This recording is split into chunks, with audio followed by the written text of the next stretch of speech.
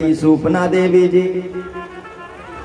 पूतना देवी जी उधर से आ गई कंस की, तो उधर से पूतना जी ने इधर पदार्पण कर लिया और इतना सुंदर रूप बनाया महाराज, इतना सुंदर रूप बनाया कि साक्षात कहते जो श्री देवी हैं वो भी उनके सामने फीकी लग रही हैं, ऐसा सुंदर रूप। अब श्री देवी का मतलब कोई एक टीवी वाले नहीं समझ लेना, श्री अर्थात लक्ष्मी देवी, लक्ष्मी साक्षात लक्ष्मी देवी की तरह सज धज करके। ये जो पाखंडी होते हैं ना बनावटी, बड़ा सुंदर रूप बनाते हैं।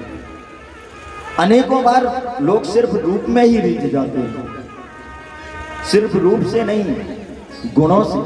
और हमारे प्यारे तो रूप के ऊपर नहीं रीझते, यदि रूप से रीझते तो महाराज रामावतार में सूर्पणखा भी बहुत अच्छा सुंदर रूप बना के आई थी, लेकिन राम जी ने एक भी बार देखा तक नहीं था उसकी तरफ। तो वो बाहर का रूप नहीं, अंदर से, मन की अंदर क्या है, अंदर तुम्हारे कपट है, छल है कि आप निष्कपट हैं। यदि अंदर कपट है तो परमात्मा नहीं मिलने वाले, उसकी झलक नहीं मिलने वाली। क्यों? क्योंकि वो खुद कहते हैं कि निर्मल मन जन सो मोहे पावा, मोहे कपट चलो क्षेत्र नभावा।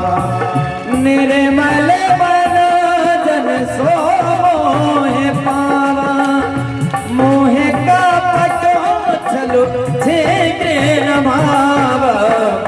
निर्मल मन जन सो मोहे पावा, मोहे कपट चलो क्षेत्र नभावा। तो महाराज आप ऊपर से भले ही सुंदर ना दिखते हो, आपके पास बहुत सुंदर कपड़े ना हो, बहुत किसी का रंग गोरा ना हो, अरे मेरे कन्हैया तो खुद सांवले हैं, लेकिन अंदर से यदि आप स्वच्छ हैं, निर्मल हैं, तो आपको उस प्यारे की झलक मिलेगी। और इधर पूतना जी आई हैं बंठन करके, अरे बहना बधाई हो, बधाई यशोदा। यशोदा मैया ने देखा जैसे अरे अचंबा तो हुआ, आज तक देखा नहीं, और ये बहन कहाँ से आ गई पहली बार। लेकिन भाई अगर मैं कहूंगी मैंने पहचाना नहीं तो बुरा मान जाएगी। अरे इतने प्यार से बधाई देने आई है तो ऐसा कहना उचित भी नहीं ना, शंका तो हुई। कहा नहीं नहीं बहना आओ आओ, क्या ये बड़ी खुशी की बात है, या बुढ़ापे में लाला हुआ है? हाँ इसीलिए तो मैं चली आई बधाई देने। बता कहाँ है तेरा लाला, मैं बधाई दे दूं उसको, आशीर्वाद दे दूं। अभी अभी सुलाया है और उधर लेटा हुआ है लाला, मैं थोड़ा काम कर रही हूं और तुम जाकर के बहना बधाई दे दो, उसको आशीर्वाद दे दो। पूतना तो यही चाहती थी कि वो अकेले सुनसान में मिले मुझको।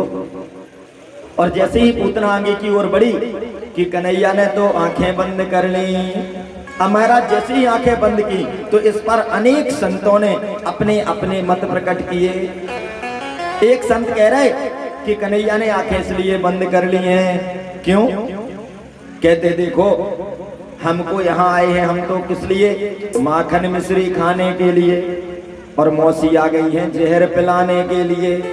बताओ मीठी मीठी खट्टी चीजें खानी थी, खट मिठा, और ये जहर पिलाने को आ गई हैं तो आंखें बंद कर ली कि तो बड़ा बुरी चीज लेके आ गए हैं, ये हमको नहीं पीना, इसलिए आंखें बंद कर ली। दूसरे संत कहते नहीं नहीं इसलिए नहीं बंद की हैं। किस लिए की हैं? इसलिए आंखें बंद कर ली है महाराज कि दाया कन्हैया का सूर्यलोक है आंख और बाई आंख चंद्रलोक है। तो दोनों लोग कहने लगे कि सुन लो प्रभु जी, इतनी पापनी है कि ना तो हम अपने सूर्यलोक में जाने देंगे, और चंद्र वाला कह रहे हैं ये नित्य कह रहा ना हम चंद्रलोक में आने देंगे, इसको जिस लोक में भेजना हो आप ही भेजो, हम नहीं। तो दोनों आंखें बंद हो गई खुद से। एक बाबा कहते हैं नहीं महाराज, वो कहते कि कन्हैया ने इसलिए आंखें बंद कर ली कि देखो अब इन राक्षसों का उद्धार करना है, तो जब इनका उद्धार करना है तो महाराज कोई भी शुभ काम करो, प्रारंभ करो, तो पहले श्री गणेश करने के पहले गणेश बाबा का ध्यान करना चाहिए। तो बोले आंख बंद करके गणेश जी की उपासना करने लगे हैं, गणेश जी को मनाने लगे हैं। लोग मनाते हैं ना, मेरी जापत राखो गणेश बाबा, मेरी जापत राखो गणेश बाबा। थोड़ी तरीके से, अभी गाना नहीं है, अभी भजन नहीं गाएंगे, अभी बहुत समय है। कहने का तात्पर्य वो कहते गणेश जी की उपासना करने लगे। कुछ संत कहते नहीं, इसलिए नहीं, कन्हैया ने इसलिए नेत्र बंद किए हैं कि देखो यदि सुपात्र ना हो, अच्छा ना हो, तो कुपात्र पर दृष्टि नहीं डालनी चाहिए। यदि कहीं देखने के लिए अच्छा ना दिखे आपको, गंदगी हो और कोई गंदी है, कुछ गलत है, तो उसको देखने की बजाय आंखें बंद कर लो। गलत चीज पर दृष्टि पड़ेगी, और दृष्टि से और कानों से, ये दो ऐसी इंद्रियां हैं जिनसे ही मन बिगड़ता है सबसे ज्यादा। एक तो कर्ण से, आप किसी पुरुष के संगत में जाओगे, वो आपको विषयी की बातें बता करके आपको, आपका मन को भ्रमित कर देगा। कानों से और दूसरा आंखों से, दो से ज्यादा मन बिगड़ता है। तो इसलिए महाराज आंखें बंद कर ली। एक संत कहते हैं, बहुत सारे मत हैं, इसलिए कुछ संक्षेप में। एक संत कहते कि उन्होंने कहा कन्हैया ने कि देखो हमको तो जहर पीने की आदत है नहीं, हमारे भोले बाबा को है। भोले बाबा को हलाहल विष का प्याला पी गए थे, तो उन्हीं को स्मरण करने लगे कि भोले बाबा उस समय आपने पिया था, आप अभी मेरे साथ आ जाओ, और मुझको भी पीना पड़ रहा है, मौसी जी लेके आ गई हैं। तो भोले बाबा का स्मरण करने लगे। और कैसे कि कर्पूर गौरम करुणावतारम संसार सारम भुजगेंद्रहारम सदा वसंतम हृदयारविंदे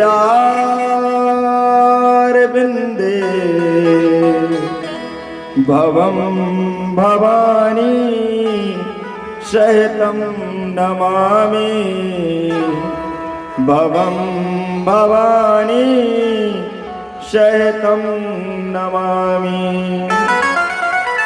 तो इस प्रकार से महाराज कहते हैं कि बाबा भोलेनाथ का स्मरण करने लगे। अब वो तो कन्हैया जाने कि किस वजह से आंख बंद की है, ये तो संतों के मत थे। महाराज सुनसान पाकर के, अकेले में कन्हैया को पाके पूतना ने उठाया, सीने से लगाया और बाहर निकल करके और स्तनपान कराने लगी। जैसे ही दुग्ध पान कराने लगी, कन्हैया ने पहले विष का पान किया, और विष पान करते करते कन्हैया ने फिर दुग्ध पान प्रारंभ किया, और दुग्ध पान के साथ ही साथ महाराज प्राणों का पान करना प्रारंभ किया। और जैसे ही प्राणों का पान करना प्रारंभ किया कि महाराज जोर की मर्म स्थलों में वेदना होने लगी पूतना के।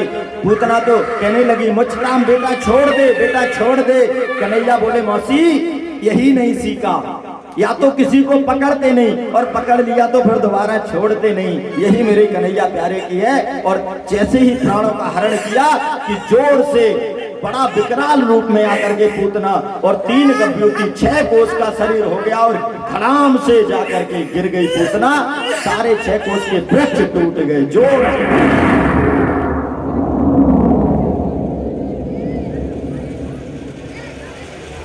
और इस प्रकार महाराज पूतना का विशाल शरीर, उसके ऊपर कन्हैया, और खड़ाम की जो आवाज आई, सारा ब्रज परिक्षेत्र में शोर हो गया, जोर का घनघोर आवाज हुई। माता यशोदा दौड़ी, और जैसे ही देखा पालने में लल्ला नहीं है।